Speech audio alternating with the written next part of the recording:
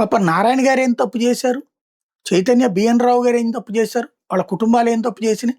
రాష్ట్రంలో ఇన్ని సంవత్సరాలు దాదాపు 25, 30 సంవత్సరాల నుండి లక్షలాది మంది విద్యార్థులని ఇంటర్మీడియేట్ చదివిచ్చి, ఆ తర్వాత ఎంసెట్‌లు చదివిచ్చి, ఆ తర్వాత ఇంజినీరింగ్ డాక్టర్లకి పంపించారు. తద్వారా లక్షలాది మంది వాళ్ళ దేశ విదేశాల్లో ఉన్నటువంటి నారాయణ చైతన్యాల నుంచినే తయారైనోళ్ళున్నారు.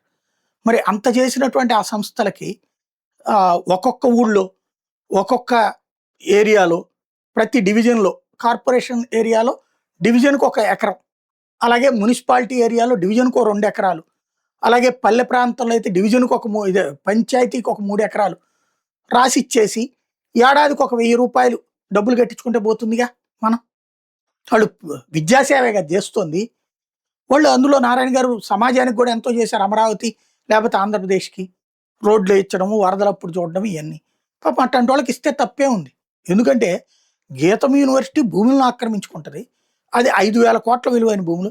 అబ్బే! అదేదో అప్పట్లో గనక జవహర్లాల్ నెహ్రూ గారు చైనా వాడి భూమి లాక్కుంటే పైన ఎంట్రుకలు కూడా అదే దాని పేరేంటది అక్కడ చిన్న గడ్డి కూడా మొలవదంటే అప్పుడున్నటువంటి కృపలాని గారు ఎవరో నా నెత్తి మీద ఎంట్రుక కూడా మొలవదు కాబట్టి ఏం చేయాలని అడిగారట.